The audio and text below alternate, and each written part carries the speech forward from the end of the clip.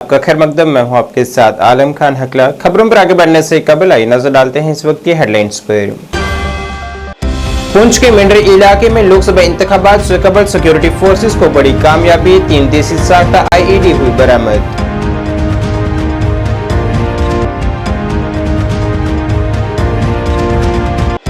Shopian police ने मुबैना मंशियात फरोश की 25 लाख की जायदाद को एनडीपीएस कानून के तहत किया जब्त।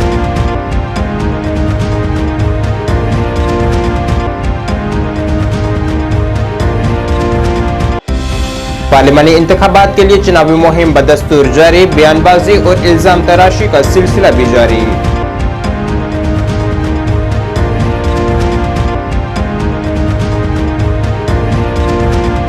पूरे जम्मू कश्मीर में जोश व जज्बे के साथ मनाया गया रामनवमी का त्यौहार, जम्मू में निकाली गई शोभा यात्रा।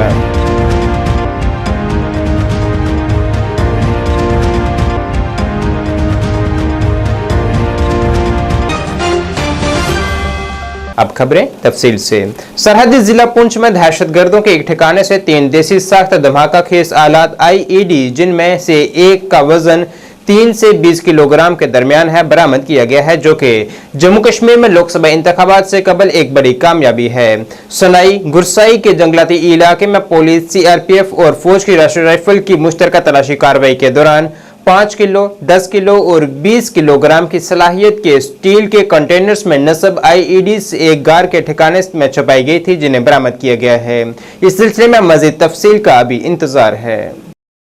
जम्मू कश्मीर के शोपियां जिले में आज पुलिस ने एक मुबैना मंशियात फरोश की जायदाद जब्त कर ली है। आज जब्त की गई इस जायदाद में 2 मंजिला मकान, जिसकी मालियत 25 लाख रुपए बताई जा रही है, वो मुहजबीन बानो जौजा फारूक अहमद नजार वाबस्ता है। शोपियां पुलिस के जरिए की गई तहकीकात के दौरान जायदाद की शिनाख्त गैर कानूनी तौर पर हासिल की गई जायदाद के तौर पर की गई है। ये पहली नजर में मंशियात फरोश के जरिए मंशियात और नफ्सियाती मादों की गैर कानूनी स्मगलिंग से हासिल की गई थी।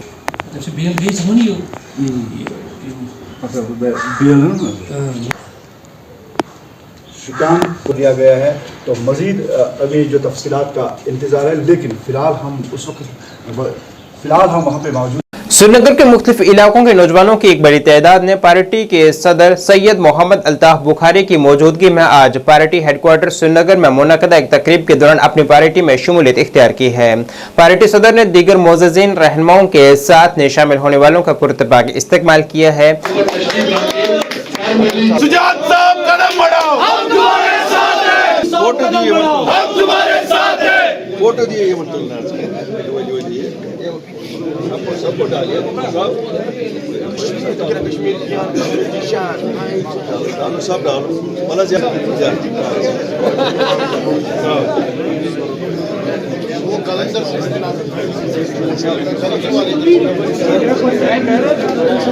जनाब मुख्तार साहब अपने खिताब में अल्ताफ बुखारी ने कहा है कि नेशनल कॉन्फ्रेंस और पीडीपी ने यह बंदूक के कल्चर की सियासत की है, जिसका इंकशाफ गुज़िश्ता कल वज़ीर दाखिला अमित शाह ने भी किया था। उन्होंने कहा है कि उनकी जमात ने जम्मू कश्मीर की नौकरियों और यहाँ के ज़मीनों के हकूक़ को महफूज करवाने में अहम किरदार अदा किया है। मैंने अपनी जगह सोच के ये समझ लिया कि आज एक दिन देखो खून नाहक आवाज़ लगाता है, पुकारता रहता है, एक दिन हिंदुस्तान का होम मिनिस्टर भी इस बात को, सच को कहने के लिए तैयार हो गया। उसको भी उसने पब्लिक मंच पे बोला कि नेशनल कॉन्फ्रेंस, पीडीपी और कांग्रेस ने फेक एनकाउंटर्स में लोगों को मारा जम्मू कश्मीर में। हम सब कश्मीर में ये जानते थे, ऐसा नहीं है कि हम नहीं जानते थे कि फेक एनकाउंटर्स में लोगों को मारा जा रहा है। हम सब ये मानते थे कि ये गन कहीं पार से आया, लेकिन कल एक हिंदुस्तान के होम मिनिस्टर ने, जिसकी दुनिया में बात मानी जाती है, जहाँ दुनिया में हर एक जगह ये चीज़ नोट की जाएगी, उन्होंने कहा बंदूक इन्होंने दिया। हमें ये भी तब मालूम था कि बंदूक इन पॉलिटिशियंस ने उस वक़्त नौजवान के हाथ में थमाया, क्यों इनकी सियासत उसी पे चली। बहरहाल तो खुदा सब है वो जवाब ज़रूर जिसने भी खून पुकारता रहेगा, खून छोड़ेगा नहीं।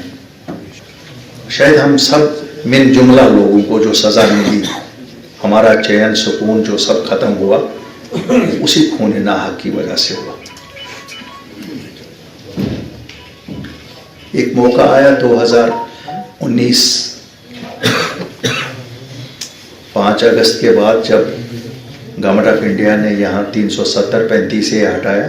कोई खुशी का दिन नहीं था हमारे लिए। कोई आपको कहेगा कि अल्ताफ बुखारी या कोई भी जम्मू कश्मीर का वासी खुश हुआ होगा, कोई नहीं खुश हुआ। तो हमें लगता था वो हमारी पहचान है, वो हमारी शायद इज्जत और आबरू की निशानी भी है। हमें उससे ज़्यादा दुख भी ये है कि उन्होंने हमारी रियासत को 2 हिस्सों में तकसीम किया और डाउनग्रेड किया। लेकिन इतना बड़ा हादसा होने के बाद भी अल्ताफ बुखारी और इसके रफ़का साथी को 4 महीने के वेट के बाद हम बाहर निकले। डाक बंगला सोपुर में बीजेपी वर्कर्स और पार्टी हमायतियों का एक इजलास मुनक्किद हुआ है। मीटिंग के दौरान लोकसभा इंतखाबात से कबल मुस्तकबिल की हिकमत अमली पर जोर दिया गया है। बीजेपी के जनरल सेक्रेटरी फयाज अहमद ने इस हकीकत पर जोर दिया है कि पिछली हुकूमतों बशमूल नेशनल कॉन्फ्रेंस, PDP और कांग्रेस ने जम्मू कश्मीर के लोगों से सिर्फ झूठे वादे किए हैं और ये सिर्फ बीजेपी ही है जो हमेशा लोगों की बेहतरी के लिए काम कर रही है और हमें उम्मीद है कि मुस्तकबिल में हमारी पार्टी आइंदा लोकसभा इंतखाबात में अच्छी कारकर्दगी दिखाएगी और बड़े फर्क से जीत हासिल करेगी। तंजीमी मामलात हैं और पार्टी के जो डिफरेंट प्रोग्राम्स हैं और हम अपने लोगों से मिलते हैं, उनसे जो पार्टी का स्ट्रक्चर उस पर बात करते हैं। तो आज हमारी कॉन्स्टिट्यूंसी जो टीम है हमारी सोपोर की, जिसके हमारे प्रेसिडेंट साहब हैं मिस्टर रियाज डेंटू साहब और रफ़ीक साहब हमारे साथ डिस्ट्रिक्ट वाइस प्रेसिडेंट, और भी हमारे कुछ लोग थे यहाँ पे। तो हमारी एक टेक्निकल चीज़ पे बातचीत हुई। जो पार्टी डिफरेंट टाइप अलग अलग टाइम पे हमारे प्रोग्राम चलाती है, जिससे हमारे वर्करों के बीच रिश्ते बढ़ते हैं और स्ट्रेंथन होती है पार्टी। और पार्टी के वर्करों को एक जो हमारे ऐप्स हैं डिफरेंट किस्म के, जो टेक्नोलॉजी हमारी जो यूज़ करिए, क्योंकि हमारी पार्टी इस वक्त और बाकी पार्टियों से 20-30 साल आगे है टेक्नोलॉजी को इस्तेमाल करने में। तो उसी का एक इंट्रोडक्शन था कि कैसे हम हमारा जो नेक्सस और नेटवर्क है आपस में वो बढ़े और पार्टी जो है ग्रास रूट पे ज़्यादा फैले। और हमने ये भी देखा कि लोगों की जो डिमांड्स हैं वो कैसे रिड्रेसल करें, हमारे वर्कर उसको कैसे टैकल करें। 3 पार्टियां जिन्होंने जम्मू कश्मीर को लूटा है, ख़राब किया है और धोखे में रखा है, अंधेरे में रखा है।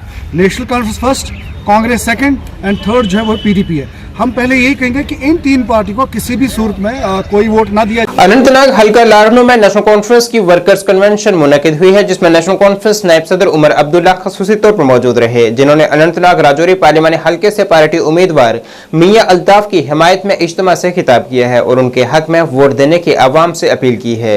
ज़राए अबलाग से बात करते हुए उमर अब्दुल्ला ने कहा है कि उनके हालिया इजलास में अवाम के रद्द अमल से जाहिर होता है कि जम्मू कश्मीर और लद्दाख में बीजेपी के लिए अपनी सीटों को बचाना काफी मुश्किल है। उन्होंने ऐलान किया है कि वो कल मियां अल्ताफ अहमद लारवी अपनी नामजदगी दाखिल करेंगे। इस दौरान मियां अल्ताफ ने भी कहा है कि उन्हें अवाम से बेपनाह प्यार मिल रहा है। उसको मैं 4 दिन से खिते चुनाव के दौरे पे था और हमारा इरादा था कि आज का प्रोग्राम मैं छात्रों में करके यहाँ से सीधा 2-2:30 बजे तक पहुंच जाऊं।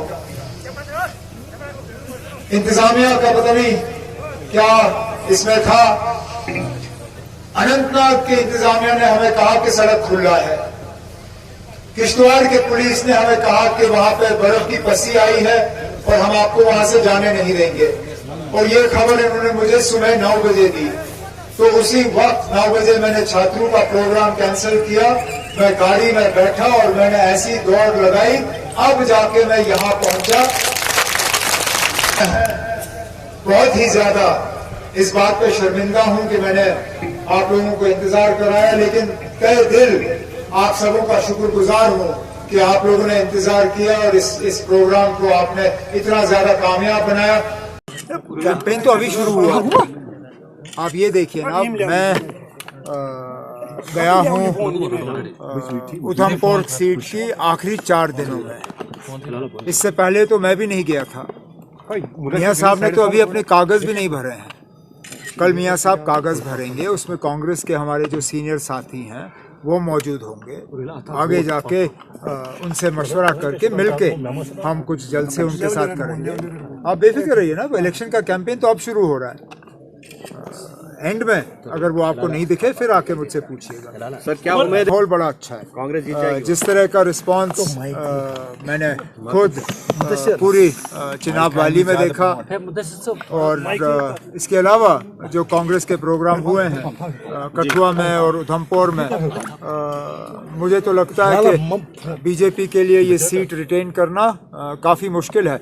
और आप इस चीज़ से भी अंदाज़ा लगा सकते हो कि कांग्रेस ने एक नहीं, दो नहीं, 3 अपने मेन कैंपेनर जो हैं उधमपुर की सीट पे भेजे। वज़ीर आज़म साहब खुद आए, यूपी के वज़ीर आला आए, डिफेंस मिनिस्टर राजनाथ सिंह आए और यहाँ तक के अनुराग ठाकुर भी 1-2 दिन वहाँ लगातार दौरा करते रहे।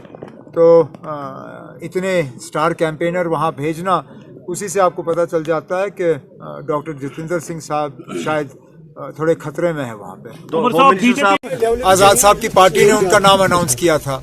अब क्या मजबूरी बनी कि पार्टी की तरफ से ऐलान हुआ लेकिन वो पीछे रह गए। अब लड़ेंगे नहीं लड़ेंगे, कब लड़ेंगे, ये उनको खुद तय करना होगा। अपने जगह में स्ट्रॉन्ग कंटेंडर होता है, वोट आ जाने दीजिए, उसके बाद देखते हैं ना कितने स्ट्रॉन्ग कंटेंडर रहते तो हैं। वो भी अब जब नॉर्थ कश्मीर का कैंपेन शुरू होगा, जो जवाब हमें उनको देना होगा वो दे देंगे। यहाँ अनंतनाग की सरजमीन पे बैठ के मुझे थोड़े ना उनकी जो है बातों पर टिप्पणी करनी है। और सब लोगों के दिल नहीं जीत पाए तभी तो आप इलेक्शन नहीं जीत पाओगे ना, इसलिए वो मैदान में उम्मीदवार नहीं उतार रहे हैं ना। हमारे उम्मीदवार के मुकाबले में उनको उम्मीदवार मिलेगा नहीं और इसलिए उन्होंने उम्मीदवार उतारा नहीं।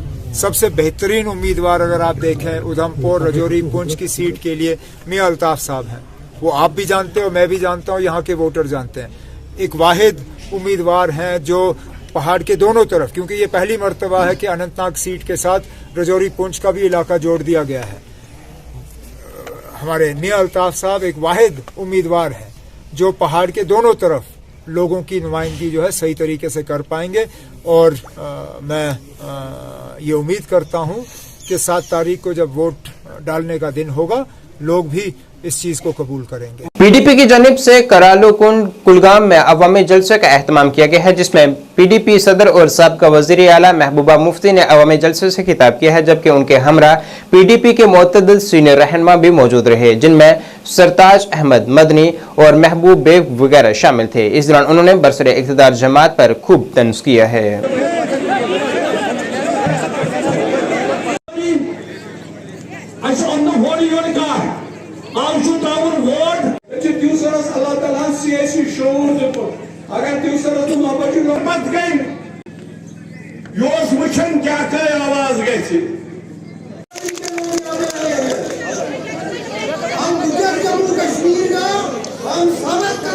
क्या कह सकते हो, मुझे लगता है लोगों को इस वक्त फैसला ये करना, ये पीडीपी एनसी की बात नहीं है। बात यह है कि जो यहाँ इस वक्त लोगों का दम घुटता है, बात नहीं कोई करता है। हमारे हजारों नौजवान जेलों में बंद हैं, उनकी कोई बात नहीं करता है। हमारे जो जर्नलिस्ट हैं उनको जेलों में डाल दिया जाता है, आम लोगों को तंग किया जाता है, पासपोर्ट नहीं मिलता है किसी को, नौकरियों से लोगों को निकाला जाता है, हमारी ज़मीन पे नज़र है, ज़मीनों से हमारे लोगों को एक खदेड़ा जाता है, हमारी बिजली फीस 10 गुना बढ़ाई गई, बिजली कहीं नहीं है। तो मुझे लगता है ये इन मुद्दों को लेके कौन पार्लियामेंट में बात करता है वो ज़्यादा ज़रूरी है। कि ये ज़रूरी नहीं है कि कौन मियाँ साहब कैंडिडेट है या मैं कैंडिडेट है। लोगों को ये फैसला करना है कि हमारी वकालत कौन सही तरीके से कर सकता है पार्लियामेंट के ऐवान में। क्योंकि जम्मू कश्मीर धर्मार्थ ट्रस्ट की जानिब से रामनवमी के मौके पर एक शोभा यात्रा निकाली गई है, जो कि रघुनाथ मंदिर से शुरू होकर मुख्तलिफ चौक चौराहों से होते हुए गुजरी, जिस दौरान बड़ी तादाद में लोगों ने रास्ते में दर्शन किए और अपने मजहबी अकीदत का सबूत पेश किया है। यात्रा से कबल मंदिर में रवायती पूजा भी की गई।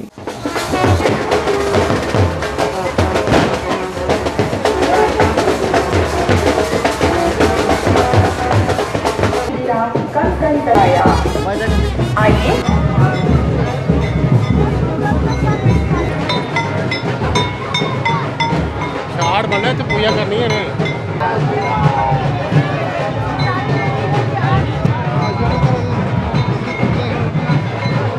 आप सबको बहुत बहुत बहुत बहुत शुभकामनाएं। इस बहुत ही ये अवसर पे हम कहना चाहते हैं, अभी हमारे नवरात्रे हुए थे, चैत्री नवरात्रे, और आज का दिन हम रामनवमी बहुत धूमधाम से मनाते हैं।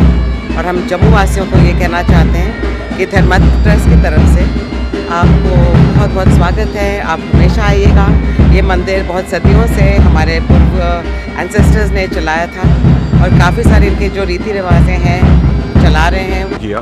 उसके बाद जैसे आपको पता है कि जो धर्मा ट्रस्ट है एक रथ यात्रा निकाल रही है पिछले 100-200 साल से, तो वही प्रथा चल रही है। मेरी आप सबसे ही और आपके माध्यम से सब लोगों को यही प्रार्थना होगी कि ज़्यादा से ज़्यादा लोग जुड़ें इसमें, और ख़ास करके युवक जो है हमारे जुड़ें, क्योंकि युवा पीढ़ी जो है उसी ने ये करिश्मा दिखाया कि रामलला जी जब वापस आए तो हज़ारों की संख्या में हमारे पास कैसे यहाँ पर रघुनाथ मंदिर में 30-40 हज़ार से ज़्यादा लोग आए, और ये प्रथा फिर शुरू हो गई है। जय श्री राम। आप सबको बहुत बहुत शुभकामनाएं, और सब पे रामचंद्र जी की कृपा बने रहे। राज तिलक जो हुआ, या जिसको आप कहते हैं कि प्राण प्रतिष्ठा जो हुई है, और राम जी वापस आए हैं, तो बहुत खुशी की बात है कि राम जी घर आ गए हैं और हम राम जी को अपने घर से लोगों के पास ले रहे हैं। तो ये जो रथ यात्रा होती है उसका मतलब ये है कि लोग राम जी के पास नहीं आए, पर राम जी खुद लोगों के पास जाएं। तो इसका यही महत्व है। जय श्री राम। आज आपके माध्यम से पहले तो मैं जम्मू के सब निवासियों को इस शुभ अवसर पर, रामनवमी के पवन दिन पर बहुत बहुत मुबारक देना चाहता हूँ। ये सिर्फ धर्मार्थ की तरफ से नहीं, हमारे chairman trustee doctor Karan Singh ji और बाकी उनके जो हमारे ट्रस्टीज़ हैं उन सब की तरफ से सबको बहुत बहुत शुभकामनाएँ। आज जैसे आपको मालूम है ट्रेडिशनली हम लोग धर्मार्थ की तरफ से यहाँ पर बहुत प्रोग्राम करते हैं, बहुत बड़े कार्य हमारे होते हैं। सुबह हमने 10 बजे से लेकर 11:30 बजे तक हवन किया। हवन के बाद हमने मंगल आरती 12 बजे शुरू करी और 12:30 बजे ख़त्म हुई। आप सबको मालूम ही है कि आज 12 बजे राम जी का जन्म हुआ, और हमारे लिए बहुत एक अच्छा दिन है। जम्मू कश्मीर भर में आज रामनवमी का त्यौहार पूरे मजहबी जोश व जज्बे के साथ मनाया जा रहा है। इस सिलसिले में आज शंकराचार्य मंदिर श्रीनगर में भी रामनवमी पूजा की गई है, जिसमें लोगों ने शिरकत कर खसूसी दुआएं भी की हैं।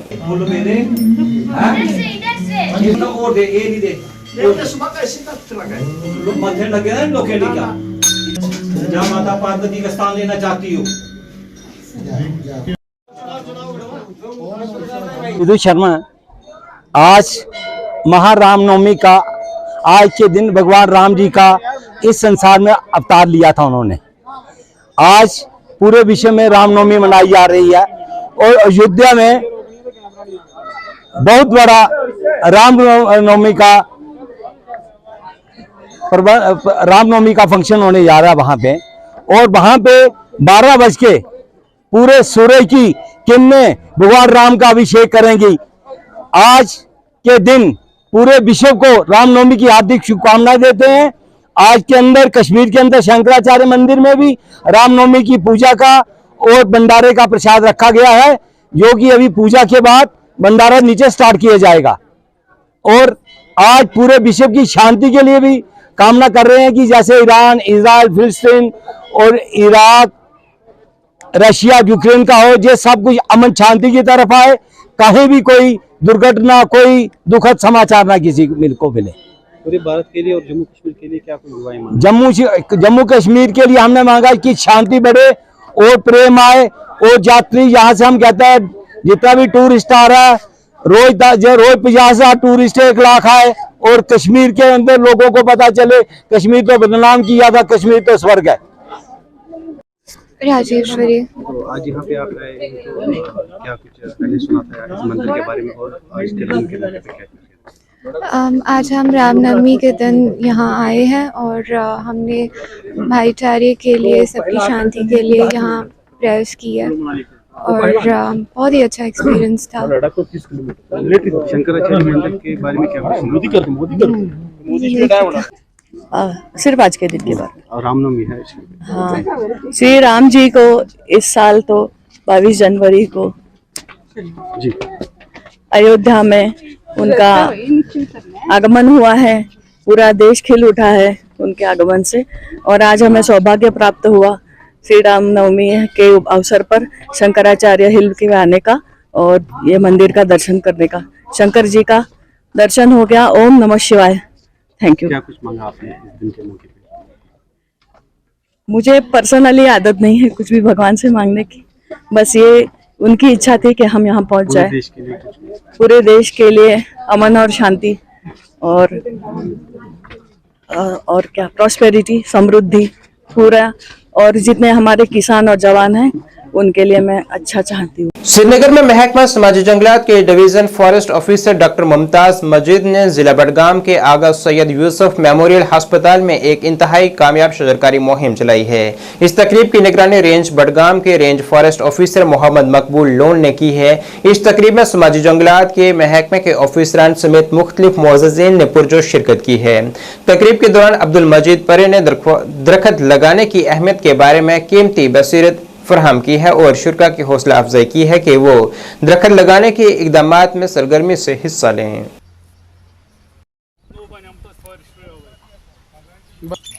ये हमें DFO social forestry doctor Mumtaz Majeed के डायरेक्शन के मुताबिक हमने यहाँ आज शजरकारी का इनेकाद किया है। तो हमें DFO साहब का यही डायरेक्शन है कि जहाँ भी गाछ चराई खाली है, खालसा सरकार खाली है, तो वहाँ शजरकारी करना हम पर ज़रूरी। मोहम्मद मकबूल लोन साहब की क़यादत में हमने आज यहाँ प्लांटेशन ड्राइव किया है। तो अगर आप महकमे सोशल फॉरेस्ट्री की बात करें तो महकमे सोशल फॉरेस्ट्री को शजरकारी करने का ही मैंडेट है। तो हम रोज़ाना शजरकारी करते हैं, लेकिन इस बार हमने लोगों की शमूलियत ज़रूरी समझ ले लिया है, क्योंकि तब तक कोई भी प्रोग्राम कामयाब नहीं होते हैं कि जब तक लोग शामिल नहीं होंगे। तो हम यहाँ के लोगों का तहे दिल से शुक्रिया अदा करता हूँ कि जिन्होंने आज बढ़ चढ़ कर हिस्सा लिया है इस शजरकारी को कामयाब बनाने के लिए। हम इनका शुक्रिया अदा करता हूँ। हम तब तक देखिए, ये जो प्लांटेशन हम लगाते हैं, आज हमने यहाँ डिस्ट्रिक्ट बडगाम में डिस्ट्रिक्ट अस्पताल में हमने ये जो आज यहाँ 55 प्लांट्स को हमने ड्राइव किया है, तो इंशाल्लाह ये कल हमें यहाँ 100 प्लांट और ड्राइव करना है। बाईपास रोड हिंदवाड़ा में आज बेंगल्स मार्बल का इफ्तिताह किया गया है। शोरूम का इफ्तिताह शेखुल हदीस हजरत खिजर मोहम्मद कश्मीरी ने दीगर मुअज़्ज़िज़ीन के हमरा किया है। इस शोरूम में टाइल्स, वाशरूम का साजो सामान, इलेक्ट्रिक साजो सामान की ज्यादा से ज्यादा इकसाम मुनासिब कीमतों पर दस्तयाब है। ओरिएंट बेल टाइल्स भारत के सरकर्दा मैन्युफैक्चरिंग में से एक है, जिसने के मैन्युफैक्चरिंग प्लांट्स ने हिंदवाड़ा में अपने स्टोर का इफ्तिताह किया है, जिसका नज़्म नस्क बेंगल्स मार्बल्स बाईपास रोड हिंदवाड़ा के करीब करेगा।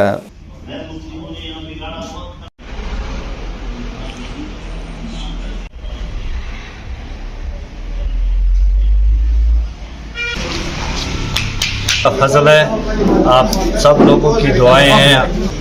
हजरत, हमारा ओरिएंट बेल का शोरूम है। ओरिएंट बेल जो अपने हिंदुस्तान की सबसे पहली कंपनियों में से एक है। इन हाउस प्रोडक्शन है, खुद ही बनाते हैं, खुद ही बेचते हैं। और आपके लिए मैं एक बात ऐड करूं that will add to your knowledge कि Orient Bell is the one among the few companies of India जिन्होंने कोई सेलिब्रिटी को कैश नहीं किया। उन्हें अपने ब्रांड पे भरोसा है, अपनी क्वालिटी पे भरोसा है। 100% इनका लोगो जो है 100% टाइल्स, 0% स्लैब्स आए थे। उनके सुनहरी अल्फाज भी हमने सुने, तिजारत के एतबार से बहुत अच्छा लगा। कहने की ये बात है कि कस्बे हंदवाड़ा में इस वक्त हमने मतलब हमारे इन्वेस्टरों ने बहुत पैसा लगाया है, बहुत सारे कम्प्लेक्स तैयार किए हैं, बहुत सारे दुकानें इस वक्त तैयार हैं। हमारी तरफ से तमाम बेरोजगारों को आपके माध्यम से हम इनवाइट करते हैं, आइए हंदवाड़ा में अपना कारोबार वो स्टार्ट करें, नौकरियों के पीछे ना ज़्यादा भागे, क्योंकि हंदवाड़ा में इस वक्त आपको बिल्कुल इतने सारे दुकानें खड़े हैं। मतलब मुझे लग रहा है कि मतलब जितने भी बेरोजगार हैं उनके लिए हमने इस वक्त इंफ्रास्ट्रक्चर तैयार किया। नाज़रीन, इस वक्त के उर्दू बुलेटिन में बस इतना ही। मुझे मेरी टीम के साथ दीजिए इजाज़त। अल्लाह हाफिज़।